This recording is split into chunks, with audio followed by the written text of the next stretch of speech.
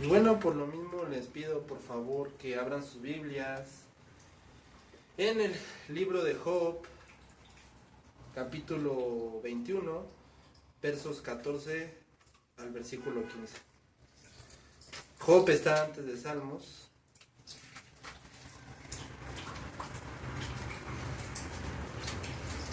Es el versículo 21 al versículo 14 al versículo 15.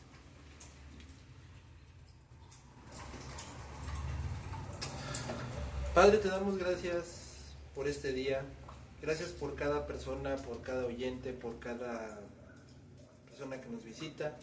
Te pedimos que tú seas hablando y evangelizando sus vidas, Señor. Que sea el Espíritu Santo afirmando esta palabra en sus corazones, aplicando esta palabra en sus corazones. Y que quites de nuestra mente cualquier cosa que nos esté molestando, entristeciendo y estorbándonos. Recordándonos que solamente tú tienes el control, Señor. Y que si hemos fallado, dice la palabra en Santiago, que abogado tenemos para con Cristo Jesús. Y por lo tanto, Señor, en ti confiamos y creemos hasta el final. En el nombre de Cristo Jesús te damos gracias. Amén y amén. Dicen pues a Dios, apártate de nosotros, porque no queremos el conocimiento de tus caminos. ¿Quién es el Todopoderoso para que le sirvamos? ¿Y de qué nos aprovechará que oremos a Él?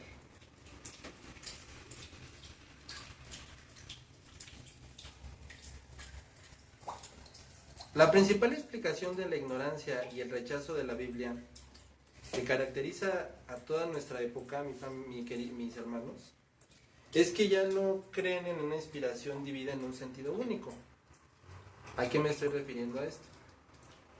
Sino que los hombres siguen considerando la palabra que, aunque fue escrita por hombres y que fueron inspiradas por el Espíritu Santo, obviamente creen que deben de dar crédito a esa enseñanza, pero a la misma manera piensan que pues sí es para creerlo, pero no es para tanto, porque finalmente, así con esa palabra lo dicen, es falsa.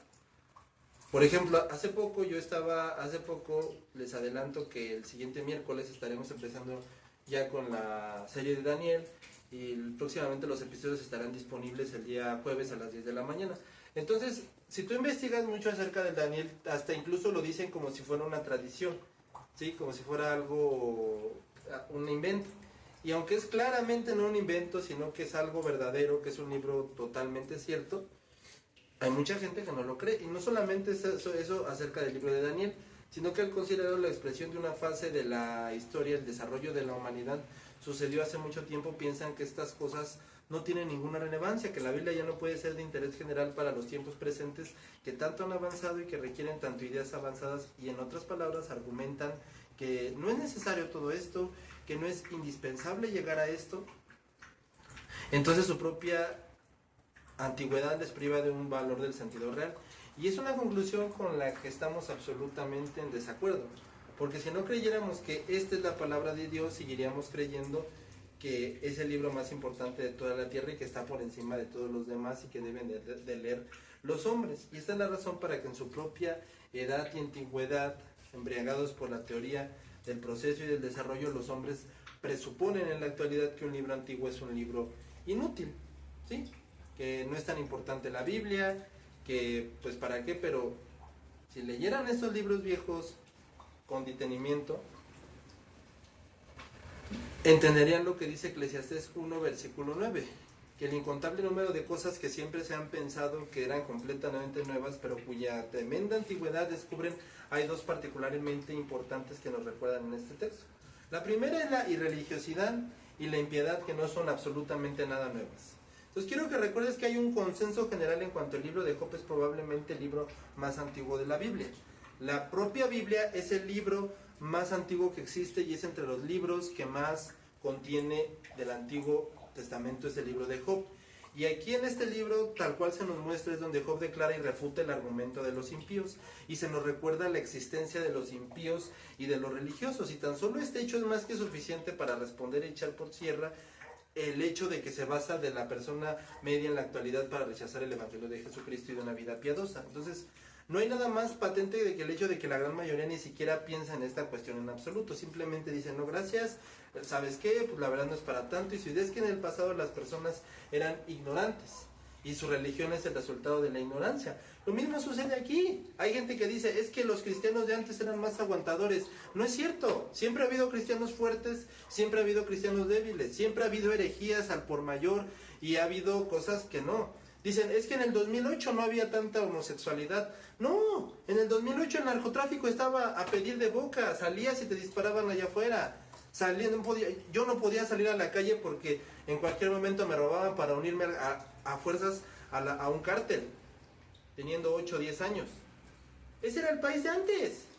Dicen, es que antes no había trabajo, hoy sigue habiendo trabajo, hoy sigue habiendo pobreza, hoy sigue habiendo dificultad económica, hoy sigue habiendo riquezas.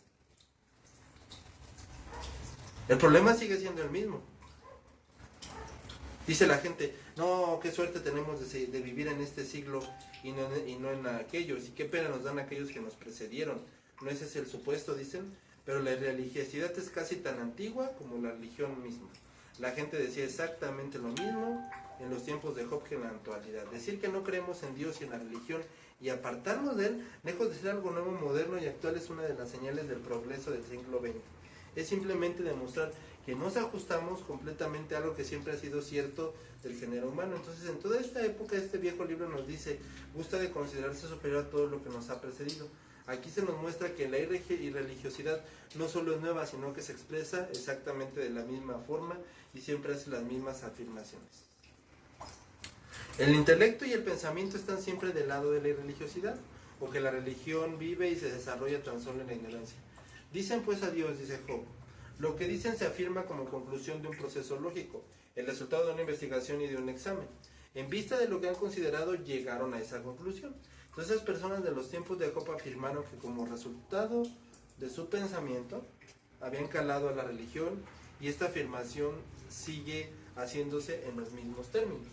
Los hombres aún dicen que fueron criados para creer en la religión y que creyeron en ella mientras la aceptaron sin criticarla, y que al momento en que empezaron a pensar las cosas por ellos mismos, a instruirse y a afrontar los hechos, vieron que todo estaba equivocado y vacío.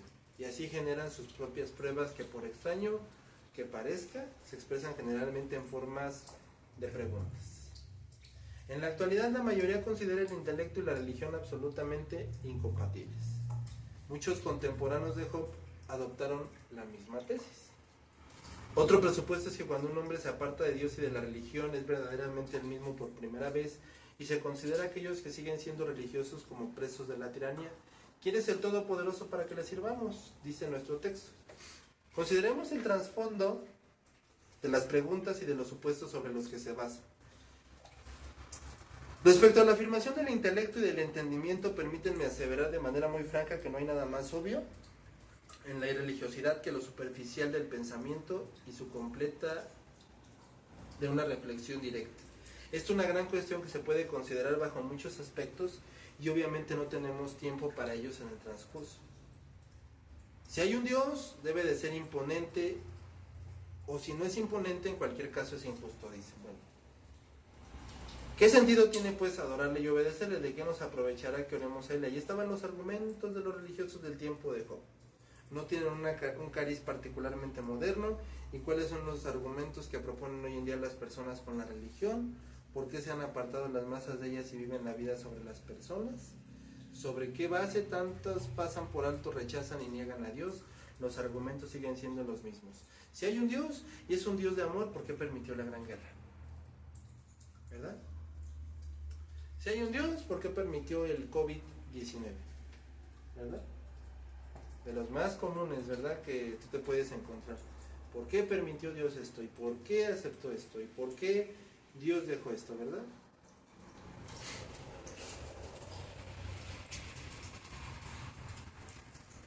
¿Por qué permite que las personas buenas mueran tan jóvenes y los malos vivan hasta llegar a viejos? Y se trae la misma conclusión de que no importa si uno cree en Dios o no, porque parece afectar a la vida en ningún sentido, y por tanto la idea de que la vida es probablemente errónea por completo. ¿Y por qué preocuparse de ser religioso? ¿Por qué es esforzarse en vivir una vida nueva y obedecer a Dios cuando aquellos no lo hacen y parecen vivir perfectamente religiosos y satisfechos con su constante éxito. No hay nada tan patético como este tipo de cosas, porque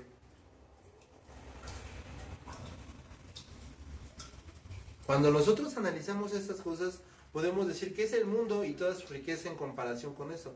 Job había perdido a sus hijos, su riqueza, pero su mayor deseo no era recuperarlo. Su clamor era: ¿quién me diera el saber dónde hallar a Dios? Job 23:3.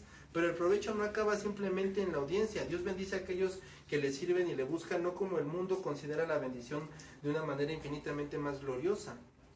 El provecho tiene pruebas y dificultades meditarlo y estimarlo, y mientras las cosas van bien, los impíos parecen tener todo el provecho. Pero ¿cuál es la situación cuando llegan las pruebas, cuando nos alcanza la enfermedad, cuando la vejez se hace presente? ¿Qué aprovechará el hombre si ganara el mundo y perdiera su alma? Marcos 8:36. Es entonces cuando se ve el provecho de conocer a Dios y orar a Él. Pero aún antes de esto, el beneficio es evidente para aquellos que han sido liberados de su vieja naturaleza. Dice 2 de Corintios 5, versículo 17, las cosas viejas pasaron porque todas son hechas nuevas. Ese es el provecho de la vida con Dios. Ese es el camino que ha producido todos los santos y los más grandes beneficios sobre la humanidad. La muerte pierde el aguijón. ¿Y de qué nos aprovechará? Todo depende de si piensas solo en unos pocos años de aquí en la tierra o si estás pensando en la eternidad. Todo depende de si piensas solamente en este mundo que tarde o temprano acaba, o si realmente piensas en Dios. Tal como los impíos, muchos dicen hoy: apártate de nosotros, ¿verdad?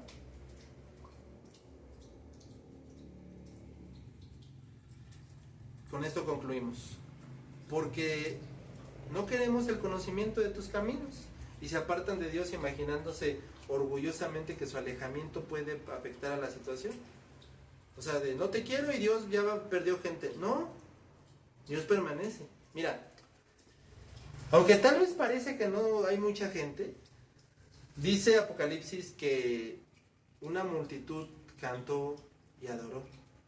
Una multitud exaltó y glorificó el nombre de Dios. No está diciendo 10 o 20 fieles, está diciendo miles de personas creyeron y adoraron y están adorando al Señor Jesucristo.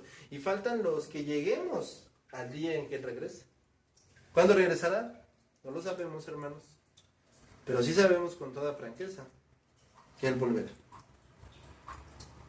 Esas personas que acabo de mencionar, no los que adoraron, sino los que preguntan, han estado planteando la pregunta errónea, y solamente hay una pregunta vital que formular.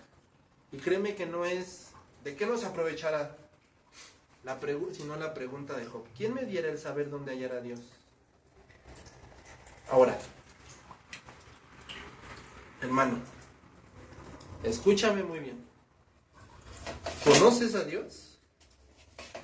¿Estás preparado para encontrarte con Él? ¿Le has servido y has obedecido? ¿Y estás preparado por el juicio? Porque ¿acaso no ves que la situación es desesperada y estás en las manos de Dios y has pecado contra Él y le has olvidado y le has desatendido y le has criticado y has hecho preguntas y te has equivocado, y ahora ves la necesidad de todo hecho y la verás claramente aún tras la muerte? ¿Qué puedes hacer? ¿Cuál es tu camino entonces? Tu única solución es buscar a Dios. Y créeme que a Dios no lo vas a encontrar a través de la meditación, a través de ningún psiquiatra, a través de ningún psicólogo. Dios está únicamente en Cristo Jesús, nuestro Salvador, que Él vino a la tierra para que llevara nuestros pecados, muriera en nuestro lugar y nos reconciliara con Él. Y a pesar de que la humanidad se ha apartado de Él, Dios en su amor no se apartó de nosotros. Él envió a su Hijo para salvarnos, y al someternos a Él nos da el provecho que deseamos en el perdón de nuestros pecados, paz con Dios y poder de una verdadera vida eterna con Él. Al fin, de ya no tenerle miedo a la muerte, de ser hijos de Dios y herederos de la felicidad eterna. Y esto se nos ofrece a todos. Ahora, lo único es que se nos ofrece, y lo último,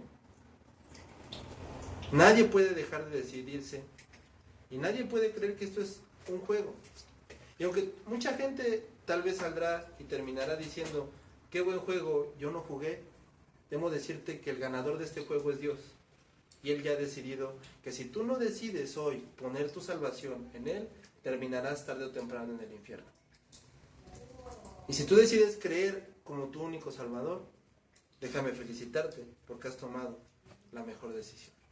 Que sea Dios hablando a tu vida y seas tú creyendo en el único Salvador.